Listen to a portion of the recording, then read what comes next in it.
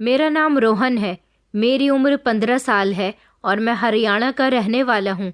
मेरा बचपन यहीं पर गुजरा है और आज मैं आपको अपनी ज़िंदगी से जुड़ी हुई एक ऐसी कहानी सुनाने वाला हूँ जिसको सुनकर आपकी आंखों में आंसू आ जाएंगे, क्योंकि मेरी वो माँ जिसे मैं सबसे ज़्यादा प्यार किया करता था, जिसने मुझे जन्म दिया था और जिस पर मैं सबसे ज़्यादा भरोसा करता था, मुझे जिसके हवाले पिताजी सौंप कर चले गए थे, उस औरत ने कुछ ऐसा किया जिसने रिश्तों को तार तार कर दिया। और मैं हमेशा अपने आप को कोसता रहा और मैं सोचता रहा कि आखिर मेरे भाग्य में ऐसा क्यों लिखा हुआ था, क्योंकि मुझे जन्म देने वाली मेरी माँ कुछ ऐसा कर रही थी जिसकी सच्चाई जब मुझे पता चली तो मैं ऊपर वाले के आगे हाथ फैलाकर बैठ गया और फूट फूट कर रोने लगा। रात के 3 बजे जब अचानक मेरी आँख खुली तो मैंने देखा कि मेरे पास मेरी माँ मौजूद नहीं है। मुझे लगा कि शायद वो वॉशरूम गई होगी, लेकिन जब मैंने बारिश पड़ने की आवाज़ सुनी तो मुझे तसल्ली हो गई कि माँ ज़रूर छत पर टीने ढकने के लिए गई होगी ताकि बारिश का पानी नीचे न आ जाए। मेरी माँ बहुत मेहनत करती थी, सारा दिन लोगों के घरों में काम किया करती थी और रात को मेरा और इस घर का अच्छे से ख्याल रखती थी। उस रात तो मैं यही सब कुछ सोचकर दोबारा से सो गया था, लेकिन जब सुबह सवेरे मेरी आँख खुली तो मैंने देखा कि माँ मुस्कुराती हुई मेरे बिस्तर पर आई और कहने लगी कि बेटा जल्दी से उठ जाओ, तुम्हारे स्कूल जाने का टाइम हो गया। मैंने तुम्हारे लिए चाय बना दी है और नाश्ता भी बना दिया है। आज मैंने तुम्हारे लिए नाश्ते में पराठे बनाए हैं। मैं बहुत खुश हुआ था। मेरी माँ मेरा बहुत ख्याल रखती थी। वो कहती थी कि तुम अपने पिताजी की मेरे पास आखिरी निशानी हो, मेरा सब कुछ तुम ही हो और मेरे दिल का सुकून भी तुम ही हो। माँ कहती थी कि तुम्हारे अलावा इस दुनिया में मेरा कोई दूसरा सहारा नहीं है। तुम्हें नहीं पता कि मैं इस भरी दुनिया में पूरी तरह से अकेली हूँ। मैं हमेशा माँ को तसल्ली दिया करता था, मैं आपका हमेशा ख्याल रखूंगा, आपका बेटा हमेशा आपसे इसी तरह से प्यार करता रहेगा। माँ मेरी ऐसी बातों पर बहुत खुश हुआ करती थी। वो दिन तो गुजर गया था जब मैं अपने स्कूल चला गया, लेकिन जब अगली रात फिर से अचानक रात के लगभग 2:30-3 बजे मेरी आँख खुली तो मैंने देखा कि फिर से माँ बिस्तर पर मौजूद नहीं है। अब वो कहाँ गई थी? मैं काफ़ी देर तक उनका इंतज़ार करता रहा, लेकिन वो तो काफ़ी देर तक अपने बिस्तर पर नहीं आई थी। हम दोनों माँ बेटे एक ही कमरे में सोया करते थे। वैसे भी हमारा छोटा सा घर था जिसमें एक छोटा सा कमरा था, आंगन, किचन, बाथरूम और छत के अलावा कुछ भी नहीं था। दरअसल हम लोग बहुत गरीब हुआ करते थे। कुछ सालों पहले जब मेरे माता पिता की शादी नहीं हुई थी तब मेरे दादाजी के फाइनेंशियल हालात बहुत अच्छे थे, लेकिन मेरे दादाजी के 7 बेटे थे। उनका बहुत बड़ा घर था और दादाजी के 7 बेटे एक साथ काम किया करते थे। मेरे दादाजी का गांव में एक बहुत बड़ा ईंटों का भट्टा था। सारे गांव के लोग मेरे ही दादाजी के यहाँ से ईंटें खरीदा करते थे। 7 बेटों में मेरे पिताजी का नंबर 5वें नंबर पर आता था। सब लोग हमेशा खुश और एक साथ ही रहना पसंद करते थे। फिर एक दिन ऐसा हुआ कि मेरे पिताजी के लिए भी मेरी दादी ने मेरी माँ को पसंद कर लिया। मेरी माँ जो कि गांव की सबसे सुंदर लड़की थी। मेरी माँ इतनी सुंदर थी कि वो ज़्यादा घर से बाहर नहीं निकलती थी। हमारे गांव में कम उम्र की लड़कियों की ही शादी करती जाती थी। जैसे ही लड़की की उम्र 15 या 16 साल होती तो उसे फौरन ही ब्याह दिया जाता था। मेरी दादी ने भी जब मेरी माँ को पसंद किया तो मेरे पिताजी बहुत खुश हुए थे और वो यही चाहते थे कि उनकी पत्नी सुंदर हो। मेरी दादी ने उनकी ये ख्वाहिश तो पूरी कर दी थी और वो मेरी माँ के साथ एक खुशहाल जिंदगी गुजार रहे थे। मेरे पिताजी के बाद मेरे 2 चाचा जी बचे थे जिनकी शादी नहीं हुई थी। अभी मेरे पिताजी की शादी को 1 महीना ही गुजरा था कि मेरे सबसे छोटे चाचा जी ने गांव की एक लड़की को भगाकर उसके साथ शादी कर ली और उसे घर लेकर आ गए थे। इस हरकत से हमारे पूरे परिवार की नाक कट गई थी, मगर अब क्या हो सकता था। जिस लड़की के साथ उन्होंने शादी की थी उसे स्वीकार करना भी ज़रूरी था। और फिर मेरे चाचा जी मेरे दादाजी की औलाद थे, वो अपने बेटे को खुद से दूर कैसे कर सकते थे। इसलिए उन्होंने गांव के सरपंच जी की मदद ली और लड़की के परिवार वालों को तसल्ली दिलाई कि उनकी बेटी उनके घर में बहुत खुश रहेगी। सब लोगों ने मेरी चाची जी को खुशी खुशी स्वीकार कर लिया था, क्योंकि दादाजी ने सब कुछ हैंडल जो कर लिया था। लड़की के परिवार वाले उसकी शादी मेरे चाचा जी के साथ नहीं करवाना चाहते थे, इसलिए उन्होंने मेरी चाची को भगा लिया।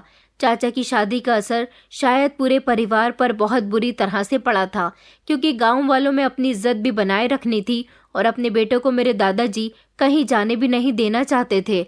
इसलिए सारे ही भाइयों ने और भाभीयों ने, यहाँ तक कि माता पिता ने भी दिखावे के लिए अपने बेटे को माफ़ तो कर दिया था, लेकिन दिल में सब लोगों के लिए एक तकलीफ रहती थी कि गांव में उनकी बेइज्जती हो गई है। फिलहाल वक्त ऐसे ही गुजरता रहा। मेरी चाची और मेरी माँ दोनों ही घर की नई नवेली दुल्हन थी। मेरे छठे नंबर वाले चाचा जी जो शादी करना चाहते थे, जो सबसे छोटे चाचा जी से बड़े थे, पहले उनकी शादी होनी चाहिए थी। ये परेशानी मेरे दादाजी को खाई जा रही थी कि अब उनके एक बेटे की शादी कैसे होगी। मेरी 2 बुआ थीं और उन दोनों बुआ की शादी भी हो चुकी थी।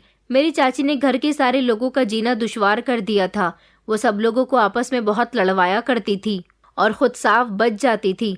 इस तरह से घर का माहौल दिन ब दिन बिगड़ता चला गया। हर दूसरे तीसरे दिन के सिवा किसी बात पर चाची की वजह से घर में लड़ाई होती रहती थी। दादी ये सब देखकर बर्दाश्त नहीं कर पाई कि उनके वो बच्चे इतना लड़ रहे हैं जिनमें आपस में बहुत मेल मोहब्बत रहती थी। कभी इस परिवार की औरतों की आवाज़ घर से बाहर नहीं गई थी, लेकिन चाची की वजह से घर में ऐसा भी हो गया था। फिर एक वक्त ऐसा आया कि मेरी दादी इस दुनिया को छोड़कर चली गई और ये सदमा और अपनी हमसफ़र का साथ इस दुनिया से छूटना मेरे दादाजी भी बर्दाश्त नहीं कर सके, इसलिए वो भी बीमार रहने लगे। दादाजी से अब ठीक से काम भी नहीं होता था। वो सिर्फ घर में सुख शांति चाहते थे। फिर एक दिन मेरे बड़े चाचा जी ने वही किया जैसा उन्होंने अपने छोटे भाई को करता हुआ देखा। उन्होंने भी उस लड़की को घर से भगा दिया जिससे वो शादी करना चाहते थे, और फिर इस तरह अब सब लोग एक दूसरे से दूर रहते थे और एक दूसरे की बुराई करते रहते थे। मैं अभी तक इस दुनिया में नहीं आया था और इस सब के चलते मेरे पिताजी की भी तबीयत बहुत ख़राब रहने लगी थी। पता नहीं उन्हें क्या परेशानी थी कि अचानक काम करते करते उनके सीने में दर्द उठ जाता था। माँ पिताजी की वजह से बहुत परेशान रहती थी। पिताजी का काम भी अब पहले जैसा नहीं चल रहा था, क्योंकि अब सब लोग ही अपनी अपनी गृहस्थी में बिजी हो गए थे और दादाजी भी बीमार पड़ गए थे। तो काम सिर्फ उतना ही हो रहा था जितना मेरे पिताजी और उनके भाइयों को पैसों की ज़रूरत होती थी। एक दिन भट्टे पर काम करते करते पिताजी की तबीयत बहुत बिगड़ गई। वो अचानक बेहोश हो गए। उनके भाई जब उन्हें अस्पताल लेकर गए तो पता चला कि उनकी मौत हो चुकी है। इस खबर ने पूरे घर को दहलाकर रख दिया था और सबसे ज़्यादा परेशान किया था मेरी माँ को, जो पिताजी के घर आने का इंतज़ार कर रही थी और उन्हें खबर सुनाना चाहती थी कि वो उनके बच्चे की माँ बनने वाली है। मगर पिताजी तो ये खबर सुने बिना ही इस दुनिया से चले गए। मेरे दादाजी अपने जवान बेटे की मौत से और ज़्यादा टूट गए थे और अब तो उन बेचारों से बिस्तर से भी नहीं उठा जा रहा था। मेरी माँ की भी हालत रो रो कर बहुत ख़राब हो गई थी। मेरी बड़ी ताई जी ने मेरी माँ को संभाल लिया था, लेकिन कोई किसी को भला कब तक संभाल सकता है। दादाजी की सेवा भी ज़्यादातर मेरी माँ ही किया करती थी।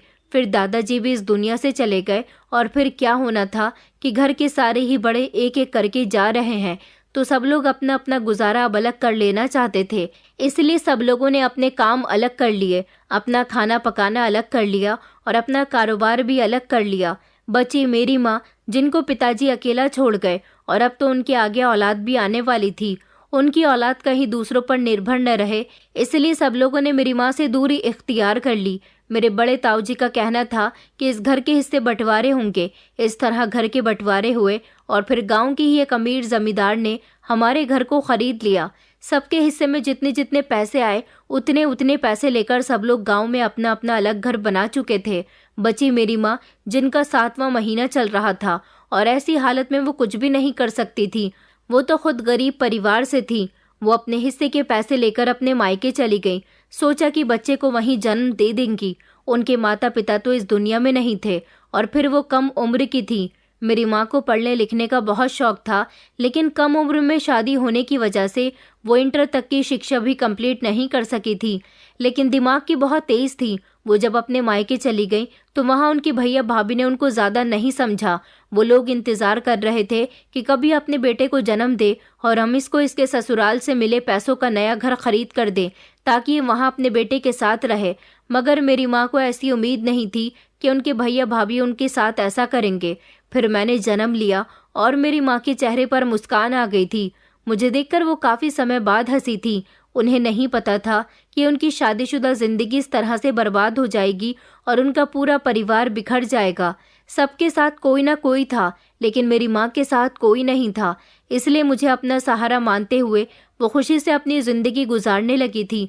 लेकिन उन्हें नहीं पता था कि उनके भैया भाभी क्या चाहते हैं। जब मेरे मामा जी ने मेरी माँ से पैसे मांगे कि तुम्हें जो पैसे तुम्हारी ससुराल से मिले हैं वो मुझे दे दो, मैंने पड़ोस में ही तुम्हारे लिए एक छोटा सा घर देख लिया है, तुम वहाँ अपने बेटे के साथ रहना। ये खबर सुनकर मेरी माँ घबरा गई और कहने लगी कि भैया, मैं अपने बेटे को लेकर अकेले कैसे रहूंगी, इसकी परवरिश कैसे करूंगी। इस पर मेरी मामी ने कहा कि कुछ भी करो लेकिन हमारे घर में मत रहो, तुम चाहो तो यहाँ से जा सकती हो, हम तुम्हें बर्दाश्त नहीं कर सकते। हमने ये दिन देखने के लिए तुम्हारी शादी की थी कि तुम भी शादी के 1.5 साल बाद ही हमारे घर वापस आ जाओगी। अब तुम्हें तुम्हारी ससुराल से हिस्सा मिला है ना, तो इस हिस्से के पैसे लेकर यहाँ से चली जाओ, मगर यहाँ कभी पलटकर मत आना। ये बात सुनकर तो मेरी माँ का दिल टूटकर रह गया था। वो अपनी भाभी का साफ साफ मतलब समझ चुकी थी कि उनको मेरी माँ की मौजूदगी इस घर में अच्छी नहीं लग रही थी। उसके बाद मेरी माँ ने सोचा कि वो इस गांव में ही नहीं रहेंगी। जब इस घर में उनको कोई समझने वाला नहीं है, ससुराल में भी किसी ने उनके बारे में कुछ नहीं सोचा, तो फिर उन्हें इस पूरे गांव में भी कोई उम्मीद नहीं लगानी है। इसलिए मेरी माँ ने अपना सामान पैक किया, अपने पैसे उठाए और अपने बेटे को गोद में लेकर अपने सामान सहित शहर आ गई थी, जहाँ पर वो अपने स्कूल की एक लड़की को जानती थी जो पहले उनके साथ स्कूल में पढ़ा करती थी, लेकिन अब अपने परिवार के साथ वो शहर में रह रही थी। मेरी माँ ने उनको पीसीओ से फ़ोन किया क्योंकि मेरी माँ के पास उसका नंबर मौजूद था और इस तरह वो मुझे लेकर शहर चली गई। वहाँ जाने के बाद भले ही उन्होंने अपने ससुराल से मिले पैसों का बहुत छोटा सा और मामूली सा घर खरीद लिया ताकि उस घर में वो मेरी परवरिश अच्छे से कर सके। फिर मैं धीरे धीरे बड़ा होता चला गया। मेरी माँ ने अकेले ही मुझे पाल पोस कर बड़ा किया। वो लोगों के घर में झाड़ू बर्तन करती हैं। यहाँ शहर में आने के बाद उन्होंने अपने आप को काफ़ी आत्मनिर्भर बनाया क्योंकि उन्हें ये बात अच्छी तरह से पता थी कि वो गांव में मेरी परवरिश नहीं कर सकती थी।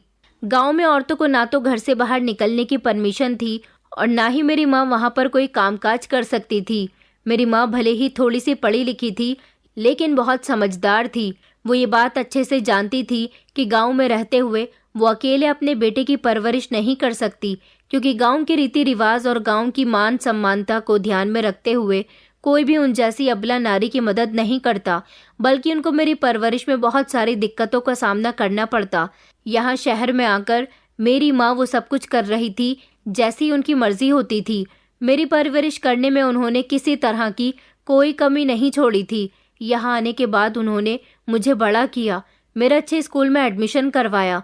वो लोगों के घरों में झाड़ू बर्तन का काम किया करती थी। सुबह के समय मुझे स्कूल छोड़ने के लिए चली जाती थी और फिर उसके बाद अपने काम पर निकल जाती थी। जब मैं छोटा था तो माँ मुझे अपने साथ ही काम पर लेकर जाया करती थी।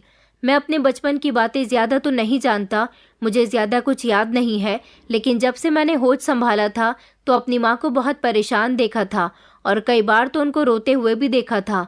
वो मेरे सर पर हाथ रखती थी और कहती थी कि बेटा, मैं तुझे कभी भी निराश नहीं होने दूंगी, तेरी हर ख्वाहिश पूरी करूंगी, तू फिक्र मत कर, तेरी पसंद का हर खिलौना लाकर दूंगी।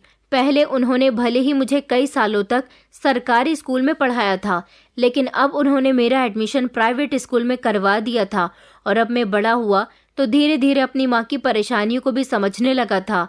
और अब तो मुझे माँ की ये हरकत बड़ी ही अजीब लगने लगती थी कि वो आधी रात के समय न जाने कहाँ गायब हो जाती थी। आज ये तीसरी रात थी जब मुझे इस बात का यकीन हो गया था कि माँ आधी रात के समय कहीं जाती है। इस रात मैं जाग रहा था और एक्टिंग कर रहा था कि जैसे कि मैं गहरी नींद में सो गया हूँ। मैंने माँ को यह एहसास नहीं होने दिया कि मैं जाग रहा हूँ।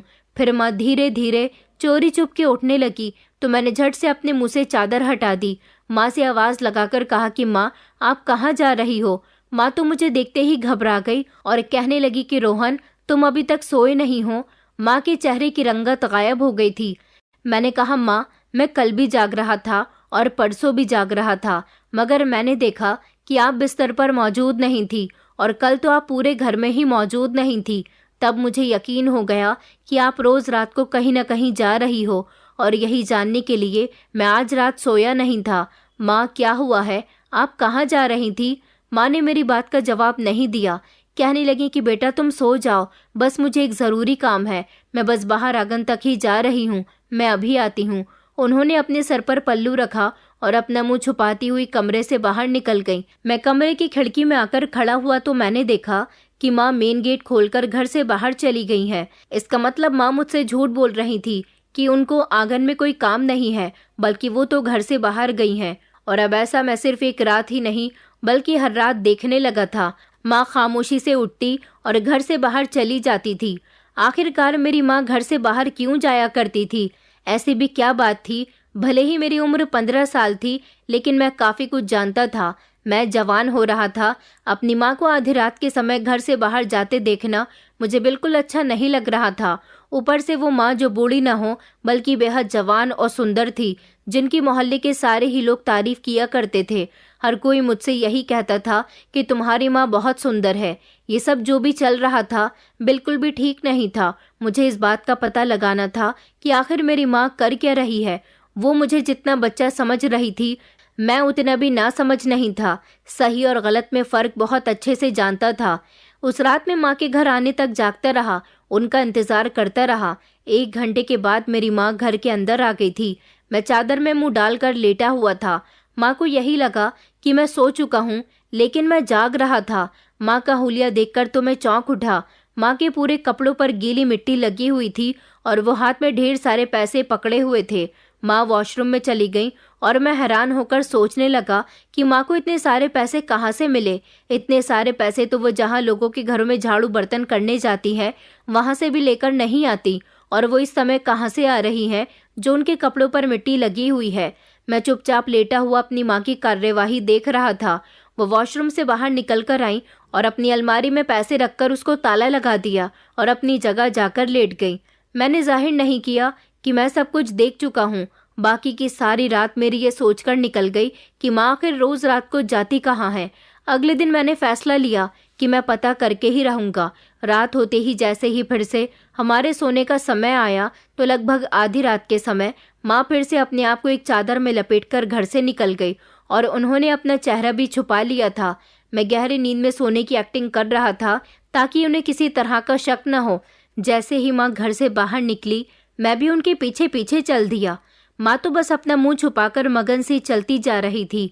बाहर उस समय सन्नाटा फैला हुआ था और मुझे डर लग रहा था, क्योंकि कहीं कहीं कुत्ते भी भौंक रहे थे। मुझे अपनी माँ पर हैरानी हो रही थी कि क्या उन्हें डर नहीं लग रहा था। घर से थोड़ी ही दूरी पर एक पार्क बना हुआ था। माँ उस पार्क के अंदर चली गई, जबकि मेरी हिम्मत नहीं हुई कि मैं अंदर चला जाऊं। तो मैं भागता हुआ घर वापस आ गया। फिर से 1 घंटे के बाद मेरी माँ घर वापस आ गई थी और फिर कल की तरह आज भी उनके कपड़ों पर गीली मिट्टी लगी हुई थी और हाथ में ढेर सारे पैसे थे। और अब तो माँ ने घर का रहन सहन भी धीरे धीरे बदलना शुरू कर दिया था। वो मुझे प्राइवेट स्कूल में बड़ी मेहनत से पढ़ा रही थी, मगर अब तो मुझे ऐसा लगता था जैसे उनके लिए मेरी कोई भी ख्वाहिश पूरी करना चुटकियों का खेल था। अब की बार मुझे पता चला कि उन्होंने मेरे स्कूल की फीस पूरे 6 महीने की एक साथ ही जमा करवा दी है। ये सब सुनकर तो मेरे होश उड़ गए थे, क्योंकि ऐसा पिछले 2 सालों में कभी नहीं हुआ था। जब से मैं प्राइवेट स्कूल में पढ़ रहा था, तब से ही मेरी माँ महीना गुजरने के कई दिनों बाद फीस जमा करवाया करती थी। मैं तो दंग ही रह गया था ये सोचकर कि मेरी माँ रात को उस पार्क में गई थी, लेकिन वहाँ उस सुनसान पार्क में उन्हें पैसे कौन देने आता है। जब वो घर में दाखिल होती हैं तो उनके पास ढेर सारे पैसे होते हैं। फिर ये रोज का रूटीन ही बन गया। माँ रोज रोज मेरे सोने के बाद पार्क चली जाती थी और वापसी पर कपड़ों पर लगी हुई मिट्टी के साथ साथ अपने हाथों में ढेर सारे पैसे लाने लगी थी और उन्हें संभाल कर अलमारी में रख दिया करती थी। यहाँ तक कि पहले मेरी माँ के पास छोटा मल्टीमीडिया मोबाइल था, लेकिन अब तो उन्होंने टच स्मार्टफोन खरीद लिया था। उनके पास आखिर इतने पैसे कहाँ से आ रहे थे? मेरा दिमाग यही सोच सोच कर परेशान हो रहा था। लेकिन अब मैंने फैसला किया कि मुझे सच्चाई का पता लगाना ही होगा। उस दिन मैं माँ के आने से पहले ही घर के दरवाजे पर खड़ा हो गया था। जैसे ही माँ घर के अंदर दाखिल हुई तो मुझे देखकर कहने लगी कि बेटा, तुम यहाँ क्या कर रहे हो? वो मुझे देखकर बहुत घबरा गई थी और उन्होंने फौरन अपने पैसे चादर के अंदर छुपा लिए, पर मेरी नज़र उन पैसों पर पड़ चुकी थी। मैंने कहा, माँ, मैं अच्छे से जानता हूँ कि आप कहाँ से आ रही हो। मुझे बताइए कि ये सारे पैसे आपके पास कहाँ से आते हैं और आप कहाँ जाती हो। माँ ने मुझे टालने की और समझाने की बहुत कोशिश की, मगर मैं आज फैसला कर चुका था कि उनसे पूछकर ही रहूँगा। मैंने कहा, माँ, आपको मुझसे कुछ भी छुपाने की ज़रूरत नहीं है। प्लीज़ मुझे बताइए, मैं आपका बेटा हूँ। आखिर ऐसी भी कौन सी इमरजेंसी आ जाती है कि रात को आपको घर से बाहर जाना होता है और आप हाथों में पैसे लेकर आती हो? माँ मेरी बात सुनकर घबरा गई और मेरा हाथ पकड़कर पहले तो उन्होंने घर का दरवाज़ा बंद किया और फिर मुझे लेकर कमरे में आ गई। कहने लगी कि बेटा शोर क्यों मचा रहे हो, खामोश हो जाओ, रात का टाइम है, धीमी आवाज़ में बात करो। मैंने कहा माँ तो आप मुझे बताती क्यों नहीं हो कि आखिर आप क्या करने चाहती हो। माँ कहने लगी कि अच्छा मेरी बात तसल्ली से सुनो, किसी को इस बारे में कुछ मत बताना। दरअसल मैं रात के समय एक पार्क में पौधे लगाने के लिए जाती हूँ, जिसकी वजह से मेरे इन कपड़ों पर मिट्टी भी लगी हुई होती है और मैं बहुत थक भी जाती हूँ, मुझे उसके पैसे मिलते हैं। मैंने कहा माँ लेकिन रात के समय ही क्यों, आप ये काम दिन में भी तो कर सकती हो ना। माँ कहने लगी कि नहीं रोहन बेटा, उस पार्क में दिन के समय किसी भी कर्मचारी को जाने की इजाज़त नहीं होती। तुम तो जानते हो कि मैं गांव की हूँ और मुझे पेड़ पौधे लगाना बहुत अच्छे से आता है। दिन के समय मुझे फुर्सत नहीं मिलती, इसलिए मैंने रात का समय चुना और ये काम मेरे लिए बहुत ही सावधानी वाला है। पेड़ पौधों को रात के समय हाथ लगाने से बहुत सारे लोग डरते हैं, लोगों के दिल में न जाने कैसे कैसे भ्रम होते हैं। मगर मैंने पार्क के मालिक से बात की थी और कहा था कि अगर आप मुझे रोज़ के रोज़ ढेर सारे पैसे दोगे तो मैं इस काम को करने के लिए तैयार हूँ। उनको कोई कर्मचारी नहीं मिल रहा था और मेरी बात पर उन्होंने हाँ कर दी थी, इसलिए तुम ज़्यादा परेशान मत हो।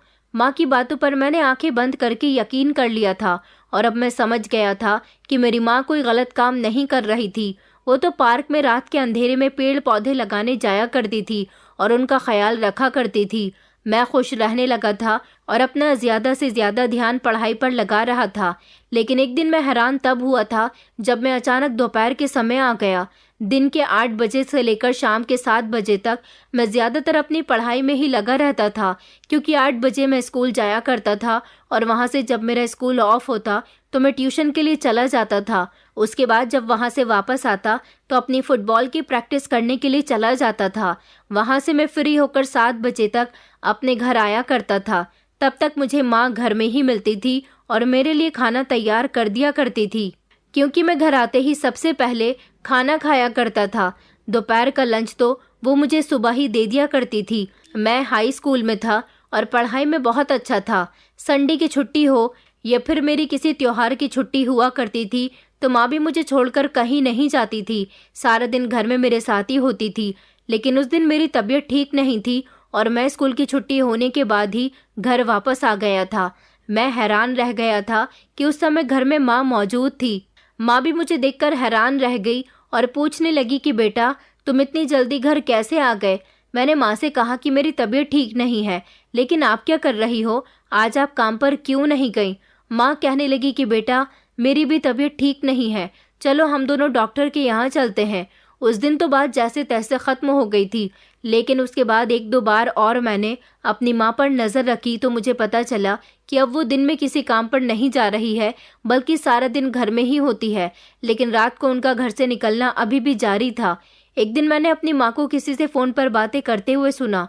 वो कह रही थी कि आज रात तुम मुझे लेने आ जाना, जैसे ही मेरा काम हो जाएगा पैसे लेकर मैं फ़ौरन ही घर आ जाऊंगी। आज मुझे अपनी तबीयत कुछ ठीक नहीं लग रही है और हाँ मुझे बहुत तेज़ सर्दी भी लग रही है। प्लीज़ मुझे ज़्यादा छोटे कपड़े पहनने का मत कहना। जब मैंने अपनी माँ के मुंह से ये बात सुनी तो मेरे पैरों तले से ज़मीन निकल गई। छोटे कपड़े पहनने के लिए कहना, इस बात का आखिर क्या मतलब था। और मेरी माँ आखिर किससे फ़ोन पर बातें कर रही थी। मुझे किसी गड़बड़ का एहसास हो रहा था, इसलिए मैंने रात होने का इंतज़ार किया, क्योंकि आज मैं जानना चाहता था कि मैं रात को किसके साथ जाने की फ़ोन पर बातें कर रही थी। जैसे ही आधी रात का समय हुआ और मैं खामोशी से उठकर कमरे से बाहर जाने लगी तो उनके जाने के बाद मैं भी अपने बिस्तर से उठा और उनको घर के दरवाजे से बाहर जाता हुआ देखने लगा। मैं खामोशी से उनके पीछे पीछे चला गया। माँ रोज़ की तरह घर से बाहर निकल गई थी। मैं उनका पीछा करने लगा और देखने लगा कि कौन उनसे मिलने आने वाला है, कौन उनको यहाँ से अपने साथ लेकर जाएगा। थोड़ी दूरी पर चलते ही एक लड़का बाइक पर बैठा था और मेरी माँ उसकी गाड़ी पर जाकर बैठ गई। उस लड़के का चेहरा मैं ठीक से देख नहीं पाया था, लेकिन मैं जानना चाहता था कि आखिर वो कौन है। वो मेरी माँ को गाड़ी पर बिठाने के साथ ही तेज़ स्पीड से गाड़ी लेकर आगे बढ़ गया था और मैं वहाँ खड़ा ये सब कुछ अपनी आंखों से देखता रहा।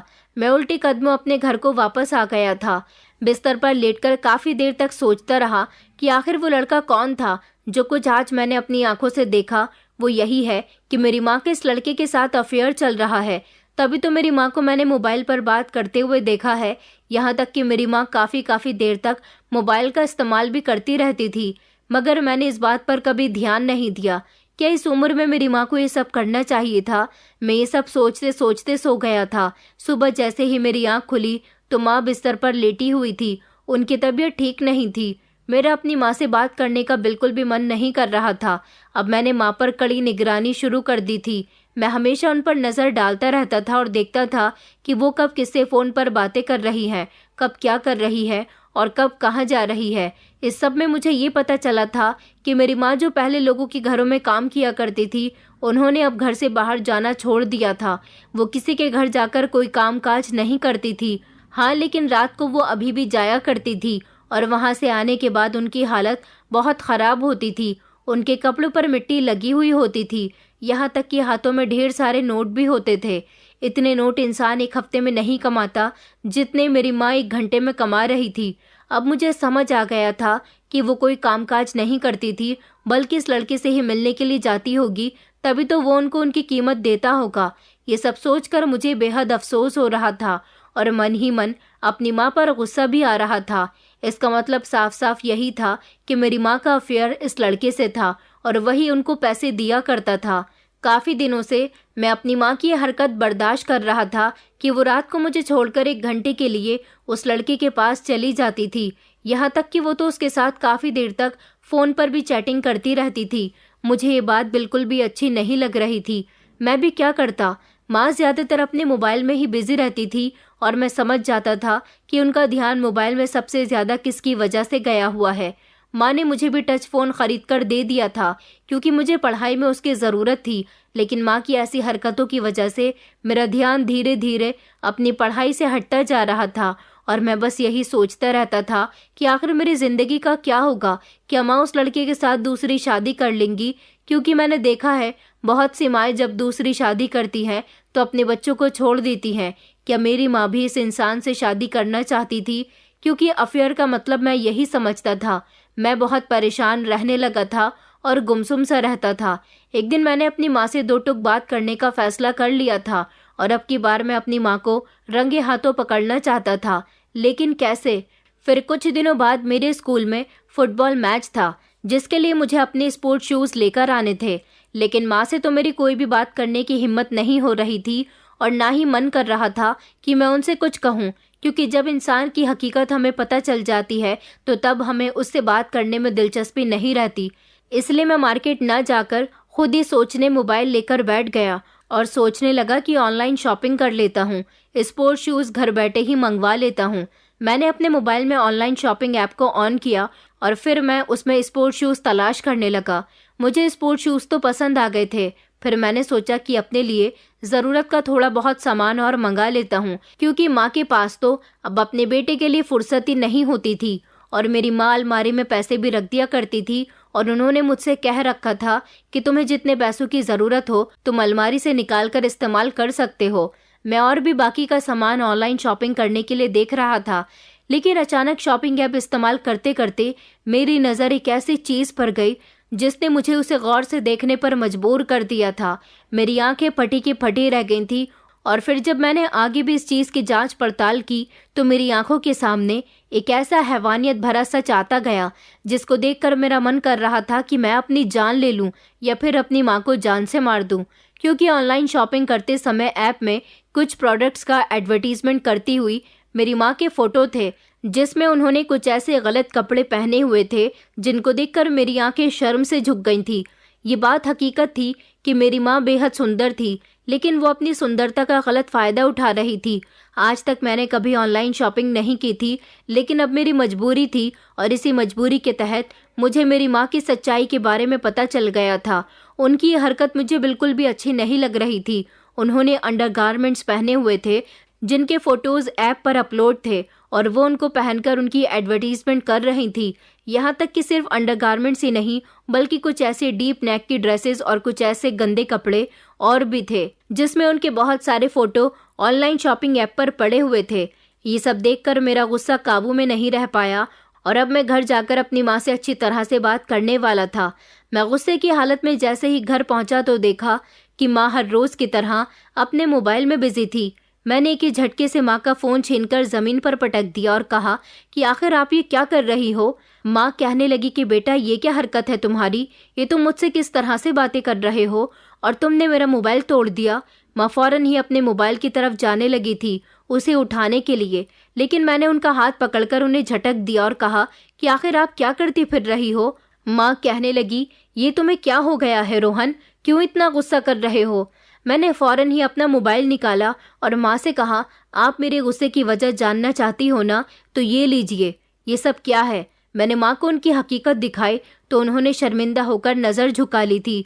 मैंने कहा, माँ मुझे आपसे ऐसी उम्मीद नहीं थी, मुझे नहीं पता था कि आप इतना गिर जाओगी। मुझे ये भी अच्छी तरह से पता है कि रात के समय आप कोई काम नहीं करने जाती, बल्कि एक लड़का आता है आपसे मिलने के लिए जो आपको अपने साथ ले जाता है और वही आपको पैसे देता है। यहाँ तक कि आपने तो ये भी शर्म नहीं की कि आपका बेटा अब जवान हो रहा है, आप ये क्या करने पर उतर आई हो माँ। मैं तो समझता था कि आप लोगों के घरों में काम करती हो। मुझे आपकी ये हरकत भी पता चल गई है कि आप अब कहीं काम करने के लिए नहीं जाती, सिर्फ उस लड़के के पास जाने से ही आपको इतने सारे पैसे मिलते हैं। आप मुझे बेवकूफ़ बना रही हो। न जाने कितने समय से दूसरे मर्दों के साथ चक्कर चलाकर और इस तरह से गंदे फोटो सोशल मीडिया पर डालने से आखिर आपको क्या मिला कि आप यही धंधा करती हो। आप जैसी औरत को मुझे अपनी माँ कहते हुए शर्म आती है। इससे पहले मैं अभी और कुछ अपनी माँ से कहता, उन्होंने मेरे मुंह पर एक जोरदार थप्पड़ मार दिया और कहने लगी कि खामोश हो जाओ, बस तुम्हारा बहुत हो गया। तुम अपनी माँ से ऐसे कैसे बात कर सकते हो। मैंने तुम्हें जन्म दिया है, तुम्हारी परवरिश की है, और आज तुम मेरी आंखों में आंखें डालकर जो मुंह में आ रहा है बोले जा रहे हो।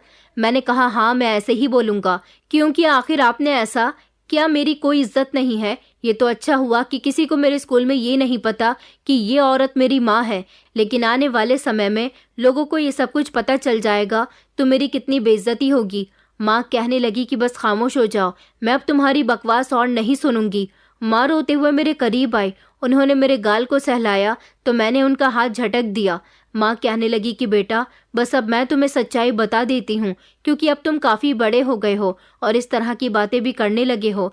दरअसल सच्चाई ये है कि तुम्हारे पिता के मरने के बाद और हमारे शहर आने के बाद मेरी ज़िंदगी बहुत ख़राब हो गई थी। मुझे हमेशा तुम्हारी परवरिश करने की फ़िक्र लगी रहती थी। कुछ समय तक तो मैंने एक बड़े से बंगले में नौकरी की।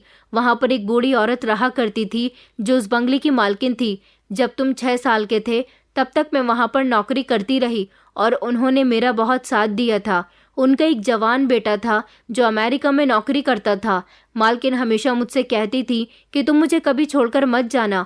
मैं उनकी हमेशा सेवा करती रहती थी, लेकिन 6 साल वहाँ नौकरी करने पर मुझे बहुत फ़ायदा हुआ था। वो मेरा और तुम्हारा हर तरह से बहुत ख्याल रखती थी, लेकिन जब तुम 6 साल के थे तब वो इस दुनिया से चली गई और फिर उनका बेटा आया। उसने हमें काम से निकाल दिया क्योंकि बंगले में अब कोई रहने वाला ही नहीं था।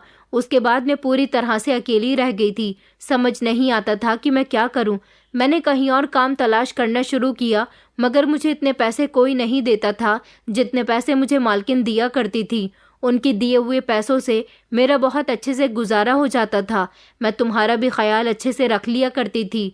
मालकिन के मरने के बाद लगभग 3-4 साल तक मैंने बहुत परेशानी झेली है। मैं जहाँ भी नौकरी करने के लिए जाती थी वहाँ कोई ना कोई ऐसा मर्द मुझे ज़रूर मिल जाता था जो मेरी इज्जत पर नज़र रखता था। यहाँ तक कि एक जगह तो मैं बड़ी मुश्किल से अपनी जान बचाकर आई थी। वो भी एक कोठी थी और कोठी के मालिक मालकिन उस रात दूसरे शहर गए हुए थे।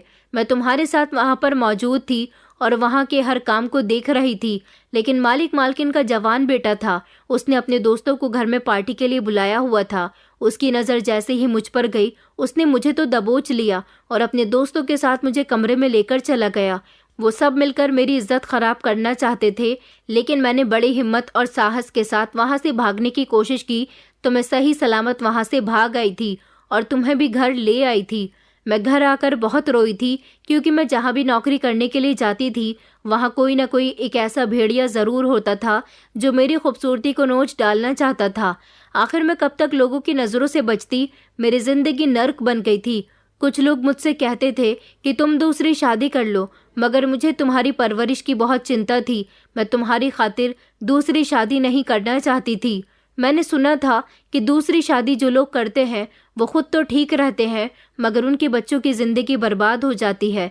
मैं अपने बेटे की ज़िंदगी बर्बाद नहीं करना चाहती थी। मेरी कम उम्र में शादी हुई थी, इसलिए मैं आज तक जवान लगती हूँ। मेरी सुंदरता लोगों की आंखों में चुभती है। दिन रात लोगों के घरों में काम कर करके बड़ी मेहनत से और अपनी इज्जत को और ख़ुद को छुपा छुपा कर मैंने लोगों के घरों में नौकरी की। लेकिन जब तुम बड़े हो गए तो सोचा कि आखिर ऐसा कब तक चलेगा। मैं जहाँ झाड़ू बर्तन करने जाया करती थी वहाँ पर एक दिन मुझे एक लड़की मिली और उसने कहा कि आंटी, आप इतनी सुंदर होकर अपनी सुंदरता इस झाड़ू बर्तन में बर्बाद क्यों कर रही हो? आजकल तो औरतों के लिए बहुत सारे काम हैं, औरतें जो चाहें वो कर सकती हैं।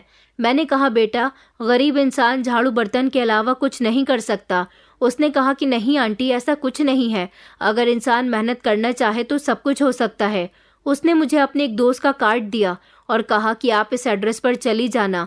उसके बाद मैं उस एड्रेस पर चली गई। क्योंकि मैं नौकरी करने के लिए हर दिन चली तो जाती थी मगर मुझे यही फिक्र लगी रहती थी कि अगर मैं अपनी इज्जत खो बैठी तो ना जाने क्या होगा और तुम्हारा ध्यान कौन रखेगा। बस इसीलिए सोचा कि शायद मेरी कुछ परेशानी ही हल हो जाएगी। मैं उस लड़की के पास चली गई। उसने मुझे देखते ही पसंद कर लिया और कहने लगा कि आप हमारे काम के लिए बिल्कुल परफेक्ट हो। ना आप ज़्यादा मोटी हो और ना ही आप ज़्यादा पतली हो, एकदम फिट हो और बेहद ही सुंदर हो। आपको आपकी सुंदरता की वजह से आसानी से मैं नौकरी दे देता हूँ। उसने मुझे काम बताया तो ये सुनकर मैं थोड़ी देर के लिए खामोश हो गई थी कि मुझे अंडरगारमेंट्स और कुछ short dresses, skirt type, jeans top पहनकर कपड़ों की एडवर्टीजमेंट के लिए फ़ोटोशूट करवाना है और मेरे ये सारे फ़ोटो ऑनलाइन शॉपिंग एप्लीकेशन पर अपलोड हो जाएंगे। मैंने इस नौकरी से इनकार कर दिया था क्योंकि मैं ऐसी नौकरी नहीं करना चाहती थी जिसमें मेरा शरीर खुलेआम लोगों को दिखाया जाए। मगर फिर जब मैं तुम्हारी तरफ देखती और तुम्हारे फ्यूचर के बारे में सोचती तो परेशान हो जाती थी और यही सोचती थी कि मैंने सारी ज़िंदगी बड़ी परेशानी उठाई है। मुझे पैसों की बहुत ज़रूरत है, मुझे तुम्हें अच्छी शिक्षा दिलवानी है मगर मैं तुम्हें एक सरकारी स्कूल में पढ़ा रही थी। तुम्हें कभी खाने को भी अच्छा नहीं दिया, कभी तुम्हारी ख्वाहिश भी आसानी से पूरी नहीं कर सकती थी। बस यही सोचकर मैंने ये जॉब ऑफर एक्सेप्ट कर लिया। मुझे कहा गया था कि आप जितने अच्छा फ़ोटोशूट करवाओगी आपको उतने ही ज़्यादा पैसे दिए जाएंगे। मैंने कहा था कि मुझे रोज़ रोज़ पैसे चाहिए, मेरी ज़रूरतें बहुत हैं, मैं अकेली औरत हूँ, क्या पता कि मैं पूरे महीने काम करूँ और ना जाने मेरे साथ कब क्या हो जाए। मैं अपने पैसे अपने घर में रखना चाहती हूँ ताकि मेरे पीछे मेरे बेटे को पैसों की ज़रूरत हो तो उसे मेरे आगे हाथ ना फैलाना पड़े। यही वजह थी कि मैं हर रात के अंधेरे में घर से निकल जाती हूँ और फ़ोटोशूट करवाती हूँ। मुझे इस काम के बहुत सारे पैसे मिलते हैं।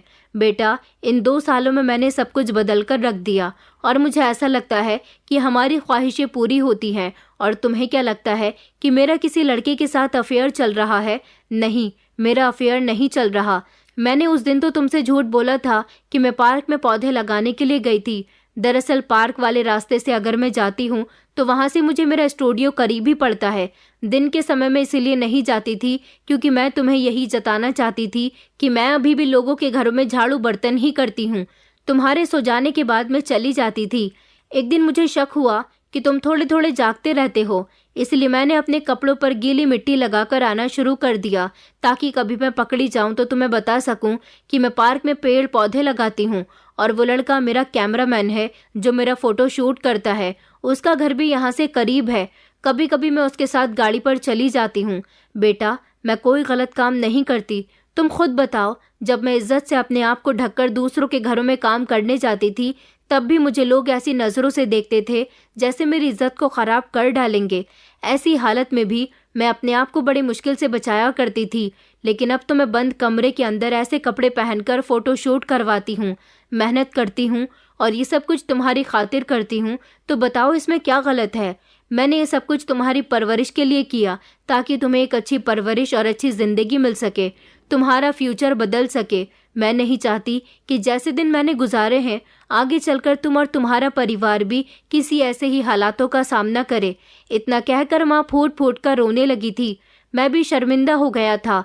अपनी माँ को इस तरह रोते हुए देखकर मुझे खुद पर गुस्सा आ रहा था।